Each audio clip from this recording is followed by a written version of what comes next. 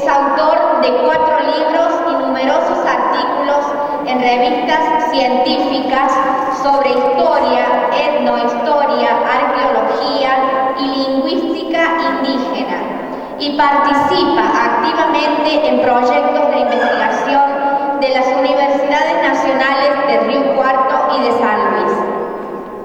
Lo acompaña el señor Norberto Perazzi Zufiaude, responsable del Archivo Municipal Histórico, Periodístico Tello Cornejo de Villa Mercedes y de la Reserva Natural El Amanecer de Justo Darac, dedicado a la preservación de la memoria histórica y ambiental de la región. Ambos nos presentan su trabajo titulado El redescubrimiento del paso de los Césares a orillas del río Quinto, que rescata un sitio histórico de enorme valor para nuestra provincia. Los recibimos con un fuerte aplauso.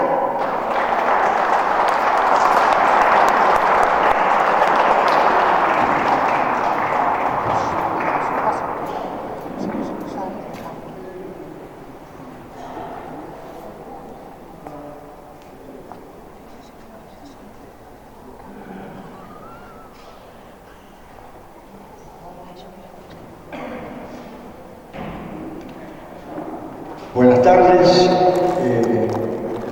es muy grato estar acá en este ámbito con tanta historia.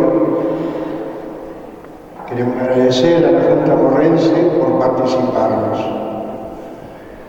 El paso de los Césares, un trabajo investigativo que hemos realizado acá con el eximio profesor de historia de la ciudad de Rufino, Santa Fe, y amigo Norberto Moyo. El año pasado decidimos investigar un poco más de uno de los topónimos más antiguos de nuestra provincia, de nuestra actual provincia, porque en esa época, año 1620, es esta historia, más de 400 años, un aventurero español, don Jerónimo Luis de Cabrera, nieto del fundador de Córdoba, iba en busca de la mítica ciudad de los Césares. A 6 kilómetros de Justo Darac, ese lugar le da identidad a esta expedición. En un trabajo exhaustivo, hoy con materiales modernos y con viejos mapas, vieja cartografía, hemos logrado dar con exactitud ese lugar histórico como es el Paso de los Césares. Le dejo a mi amigo Norberto Moyo que les explique este trabajo realizado el año pasado. Gracias, Norberto. Muy buenas tardes a todos y a todas.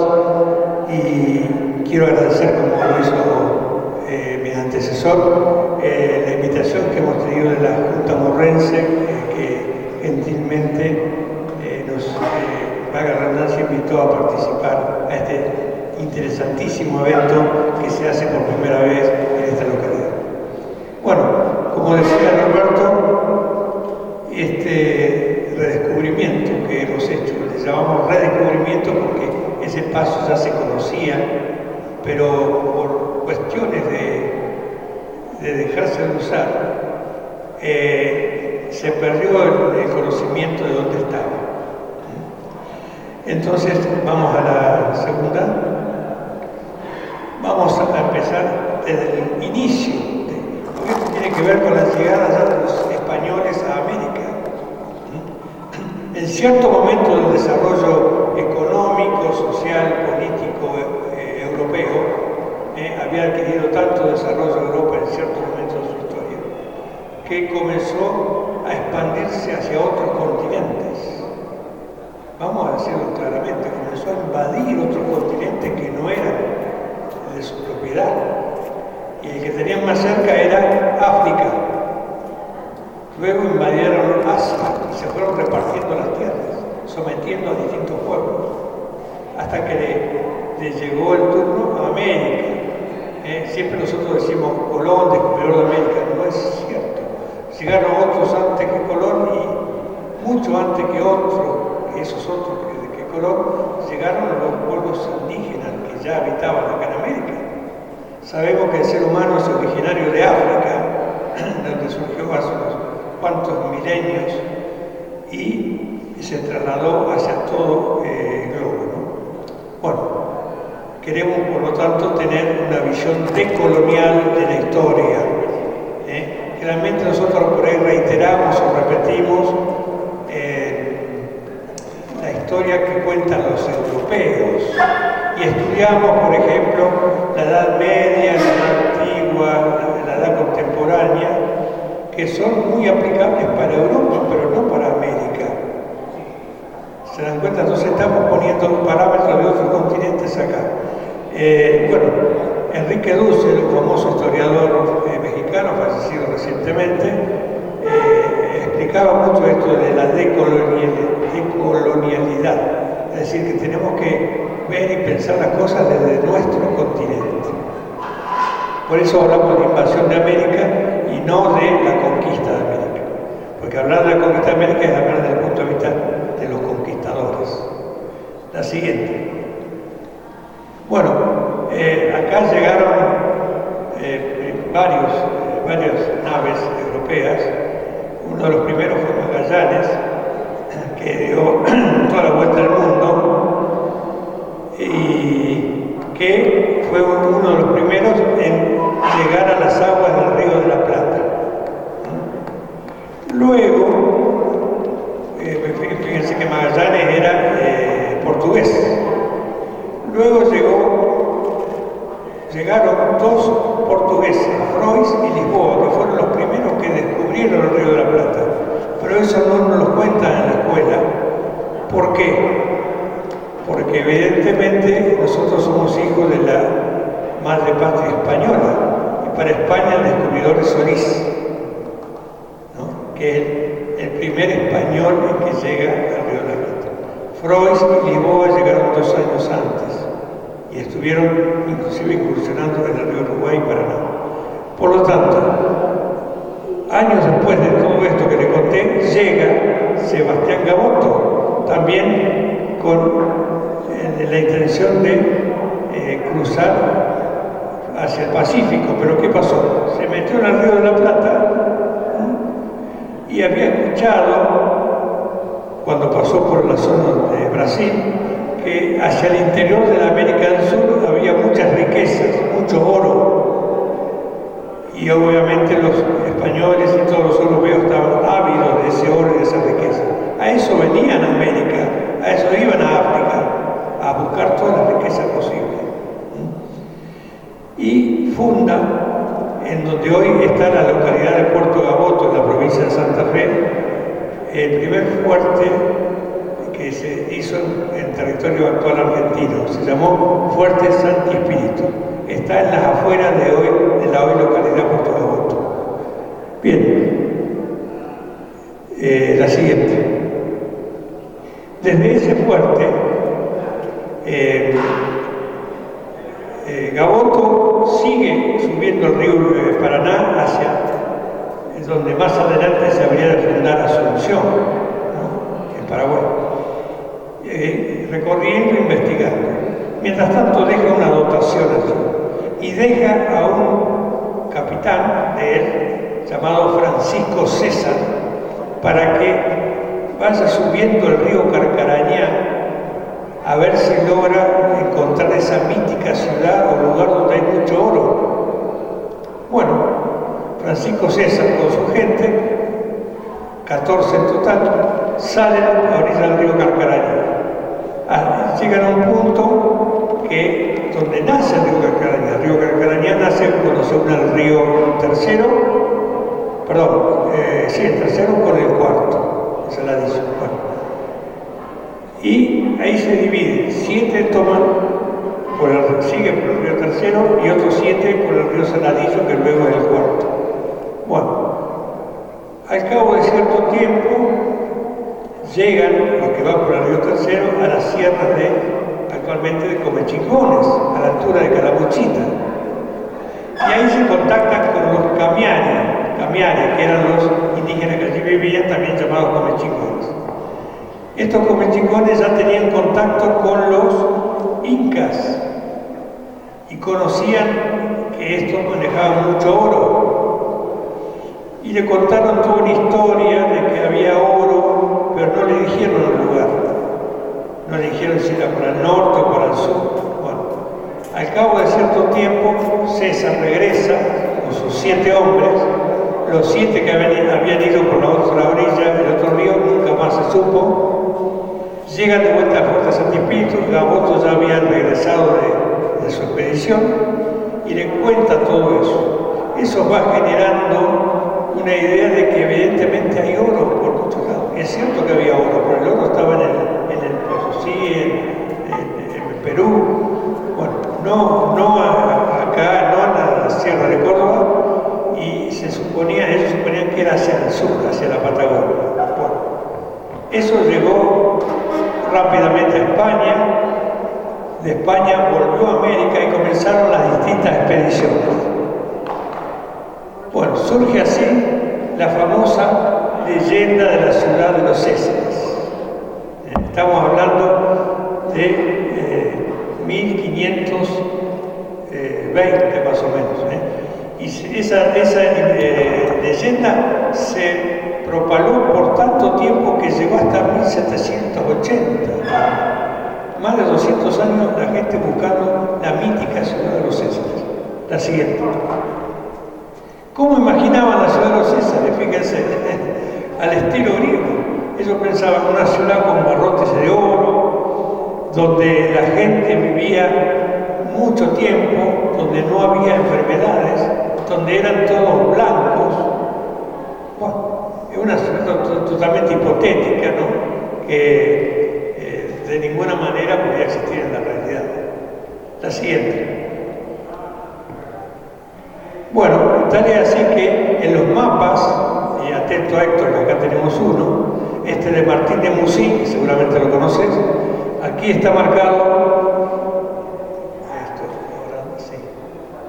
una flechita roja, ahí la ven, con la flecha roja, y dice Ville fabuleuse de los Césares, en francés, Villa Fabulosa de los Césares.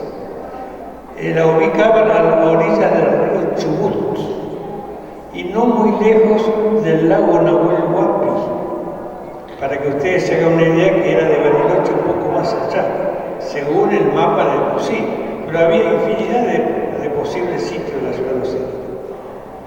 Nunca nadie había llegado a ese sitio, pero ya la ubicaban en el mapa. La siguiente. Bien, vamos a esta zona. Este buen señor, que de bueno no tenía nada, se trataba de Gonzalo de Abreu Figueroa, que en el año 1579 realiza una expedición desde el río Cuarto, y llega a orillas del río Quinto. Es el descubridor oficial del río Quinto desde el punto de vista del campo. Y llega más o menos a la altura de un poco entre lo que es Justo de Arán y Sarmiento, más o menos por ahí, por esa zona, es donde llegó Abreu y Figueroa en 1579. La siguiente. Bueno, después de él hubieron más expediciones, unas cuantas más. Fíjense todas las que hubieron. Todo en búsqueda de la ciudad de los Césares, pero no nos vamos a detener y explicar cada una de ellas. Nos vamos a centralizar en una sola, que es la de 1620-1621, realizada por Jerónimo Luis de Cabrera, que parte desde la ciudad de Córdoba, y vamos a trabajar sobre la misma. La siguiente. Bien, pueden ver en esos mapas que están ahí, y acá también, hemos ilustrado usando la inteligencia artificial cómo era un conquistador español por aquella época, cruzando el río Quinto. Fíjense que es parecido al río Quinto, bajito, arenoso. Y este es el recorrido. Fíjense que sale de Córdoba, van hasta la zona del río Cuarto, avanzan un poquito más del río Cuarto y hay un arroyo que se llama Arroyo Santa Catalina. donde actualmente está la localidad de Olga, en Santa Catalina. De ese lugar parten y van cruzando el sudoeste de Córdoba hasta cruzar el río Quinto. Lo cruzan en el paso de los Césares, ahí lo cruzan. Y eso es lo que vamos a desarrollar en detalle esta parte. Y luego van cruzando todo el sur de San Luis, cruzan toda la Pampa, cruzan el río Colorado y llegan hasta el río Negro. Y luego van avanzando por la orilla del Negro hasta la unión con el Limay y el Neuquén, siguen bajando por el Limay y se introducen hasta la zona precordillerana, donde los pehuenches le hacen resistencia y los obligan a regresar. En toda el área pampeana que cruzan acá, solamente antes de llegar al río Colorado, encuentran una tribu muy pobre, ellos describen, que hablaba la lengua caguané. La lengua esa era la misma que se hablaba en todas las pampas de Buenos Aires. Es decir, que antes de que existieran los ranqueles, los ranqueles todavía no existían. Estamos hablando de 405 años. No existían los ranqueles. Los mapuches estaban solamente en la zona cordillerana, de ambos lados. Hacia los tehuelches estaban en la zona patagónica. Y toda la área pampeana estaba habitada por los querandíes o pampas, que también esta zona era zona querandí pampa donde estamos nosotros ahora. Por ahí nosotros hablamos de la historia acá del Morro y siempre nos remitimos a la historia de los ranqueles, Tiburcia Escudero, toda esa historia tan interesante, pero tan reciente. Si nos remontamos 400 años más atrás no estaban ni Tiburcia Escudero ni los ranqueles. Era otra realidad, vivían otras parcialidades. Hacia el sur vivían los pampas o querandíes, acá teníamos los camiares, los chingones, que vivían en toda esta zona del Valle Colorado. Entonces era otra realidad. La siguiente.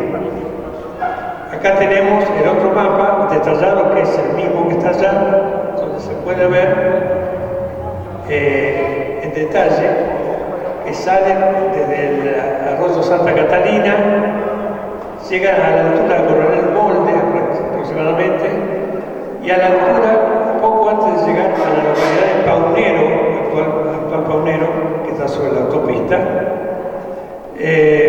antes de llegar hay una estancia que sigue llamándose igual, Santo Tomás se llama, y ahí paró la expedición. Casualmente ese nombre de estancia Santo Tomás se lo dio Jerónimo Luis de Cabrera, nieto del fundador de Córdoba y de igual nombre que este, ¿no? Bueno, siguió avanzando y llegan a un paso que descubrieron sobre el río Quinto, porque nosotros fuimos a ese lugar. Y hay unas barrancas enormes en el río Quinto. ¿Y qué pasa? Si uno va con muchos carruajes, pensemos que esa expedición llevaba más de 1.200 vacunos, 1.200 guarizos, unas 6.000 vacas, para alimentarse, carretas, enorme cantidad de carretas, 40 y pico carretas. Bueno, iban más o menos 600 personas. No era una pequeña expedición. Imaginen ustedes si esas carretas tenían que bajar una barranca, era imposible, entonces tenían que usar un paso. Bueno, luego siguieron la expedición. Cuando llegaron a ese sitio, pararon 2 días ahí a orillar del río Quinto. Cruzaron el río Quinto al otro lado, ahí muy cerquita de Araca, para que nos hagamos una idea, y hicieron una misa y tomaron posesión de todas las tierras que había desde el río Quinto hasta el estrecho de Magallanes, para los reyes de España. Fíjense qué osadía, ¿no? Tomar posesión de todas las tierras de la región pampeana y patagónica. La siguiente. Bien, hay muy pocos mapas que reflejan, digamos, la presencia del famoso paso de los Césares. Acá está marcado en color azul, celeste, Paso de los Césares. Este mapa de Juan Bautista de Spick, en alemán, del año 1825, lo representa. Hay algunos otros, pero no son muchos. No nos dan mucha idea de dónde estaba ese mapa, era un puntito nada más. Nosotros queríamos llegar al lugar y nos habíamos propuesto llegar al lugar. Había una hipótesis, justo ahora que el oriundo de ahí decía que la prolongación de la calle Bartolomé Mitre de Justo de Arac hacia el río Quinto, donde se cruzaba el río por esa calle, ese era el Paso de los Césares. Esa era la creencia popular. Bueno, entonces él me dice un día, ¿por qué no ponemos un cartel, algo ahí en ese lugar señalando el Paso de los Césares? Entonces yo le digo, bueno, vamos a investigar si ese es realmente el Paso de los Césares. Como en todo en ciencia, no se hay que dar nada por sentado, hay que buscar y llegar a la verdad, ¿no? Así que nos propusimos encontrar el lugar. La siguiente. Y bueno, yo hace varios años atrás, con un hombre de amigo, historiador de Villa Mercedes, don Vera, fuimos al catastro de San Luis, pedimos permiso, fuimos como 8 veces, en varios meses, nos quedábamos 2 días y sacamos fotografías de todos los mapas que hay en catastro. Y este es uno de los mapas que encontré. Este mapa, en realidad, la punta de acá al lado es el norte y la punta de acá es el sur. Lo que pasa es que lo he puesto acostado porque así figuraba, ¿no? Campo El Molle del señor Jacinto Silva. Bueno, si ustedes ven acá está marcado el río Quinto. ¿Qué hicimos? Tratamos de buscar ese mapa en la imagen satelital actual. Vamos a la siguiente. Ampliamos la zona, fíjense, acá dice el río Quinto y acá dice el camino y acá dice Paso de los Césares. Para que tengan una idea, ese lote no era muy grande, tenía como 10 kilómetros de largo, pero solamente 1500 metros de ancho, lo que nos daba bastante precisión para lograr encontrar este sitio. Entonces, vamos a la siguiente. Encontramos el lote en un plano de la provincia de San Luis, donde decía Jacinto Silva. Acá lo podemos ver. Acá está todo el lote. Bueno, para que se haga una idea, llegaba al río Quinto, la vía pasaba la autopista y un poco más hacia el norte. Era muy largo, como 10 kilómetros y medio por 1500 metros.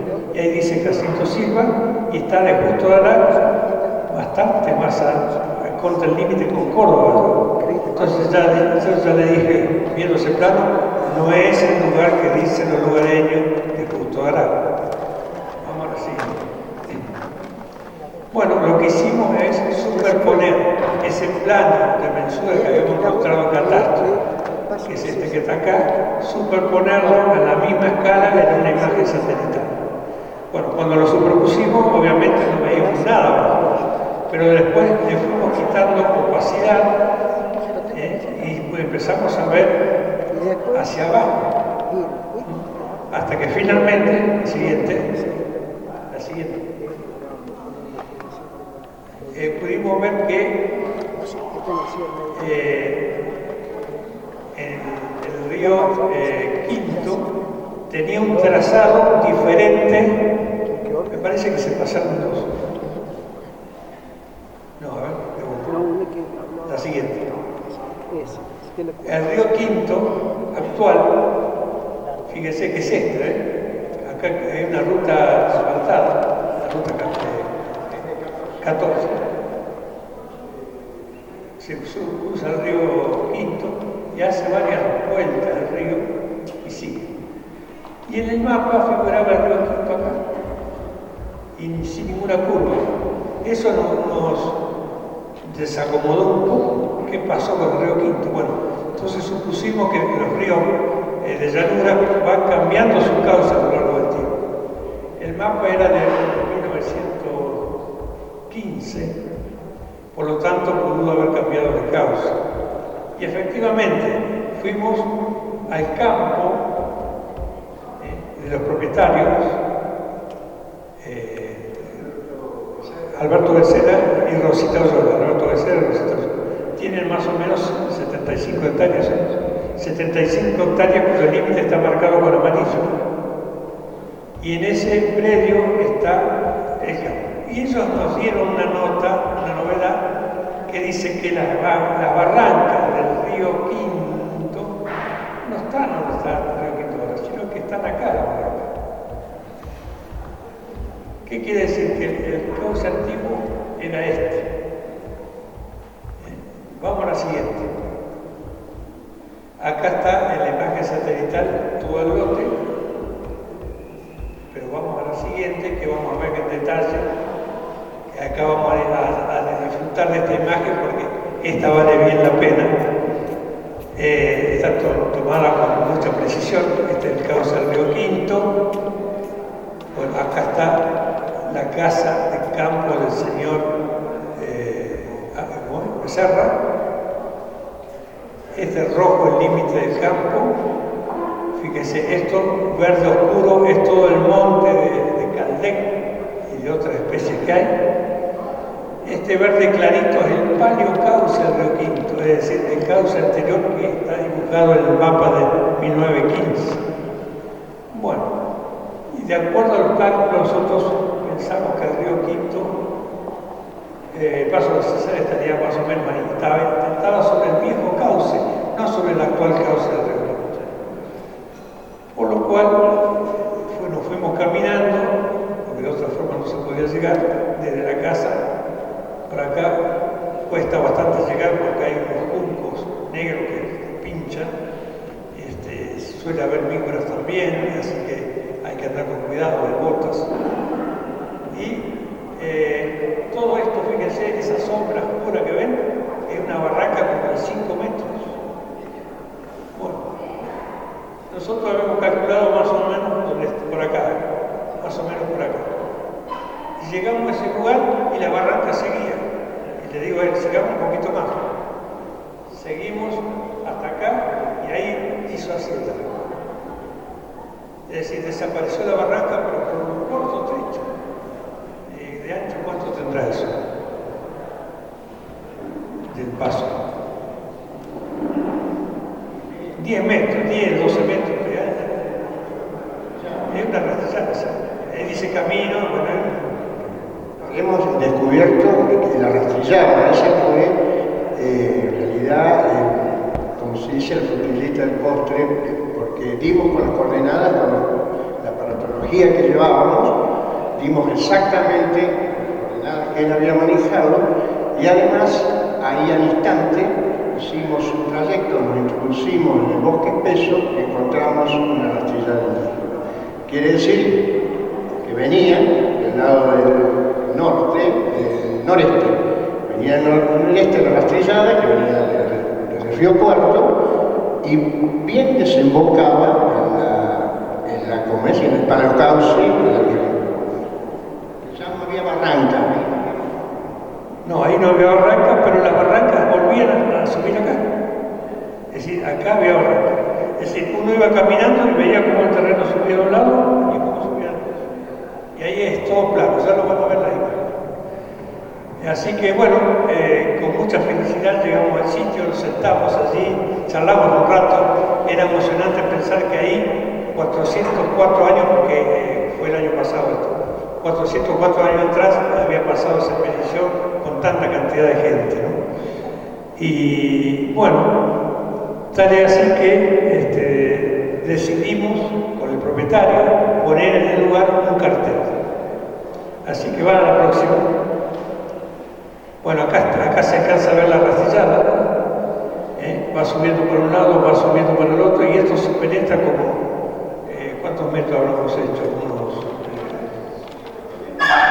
200 y pico metros, y después naturales, y después ya hay mucho monte, no se puede seguir, y ya ahí mismo termina el monte y comienza empieza el campo trabajado. Claro. Este es Alberto Becerra, Terra del Campo. Acá estamos los redescubridores. Yo digo redescubridores porque no somos descubridores. En 1915, el que marcó el paso de los Césares sabía bien dónde estaba.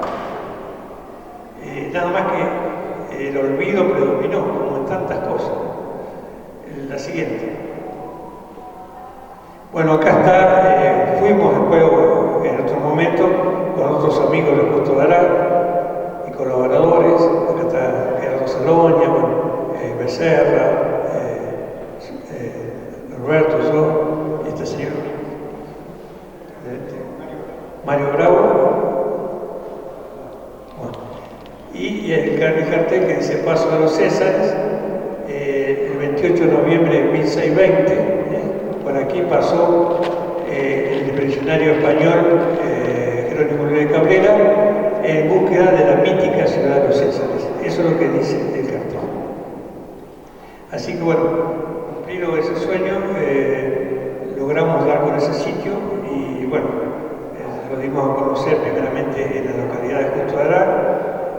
Bueno, después la Cámara de Diputados de la provincia de San Luis lo declaró de interés educativo, así que bueno, muy felices, y ahora lo hemos presentado en Villa Mercedes, y esta sería la tercera presentación acá en el Morro. Nos quedan dos más, una educativa en Córdoba, que hay un congreso de caminería histórica, y después en Canals, un congreso del sur de Córdoba y sur de Santa Fe, que también lo vamos a presentar ahí, porque esta expedición pasó por Córdoba y por San Luis también. Les queremos adelantar que bueno, nuestro trabajo próximo va a estar muy cerca de este lugar, Justo Dará, y la provincia no tiene identificado un fortín en la línea de fortines. Allá está nuestro amigo Fraga con su fortín en su campo, es la línea en las márgenes del río Quinto, y acá Norberto tiene muy buenas referencias de un fortín que estaría en lo que nosotros los maractenses creíamos que era el paso de los Césares y este actual redescubrimiento. A medio camino de esos dos puntos geográficos estaría el fortín El Mollo. O Pringles también. O Pringles. Bueno, así que eso sería un poco los próximos pasos, pero vamos a ir lentamente, y esto es el trabajo que se hace en gabinete, con computadoras, con mapas antiguos, con fotografías aéreas, satelitales. Es un trabajo que lleva mucho tiempo, y después, una vez que está todo plasmado, ahí con las coordenadas, y se va a campo, se va con GPS y para ver el lugar, y después, porque no hay mejor cosa que visualizarlo ahí. Uno puede imaginar muchas cosas, pero hay que verlo en el sitio. Así que les agradezco a todos y bueno, muchas gracias.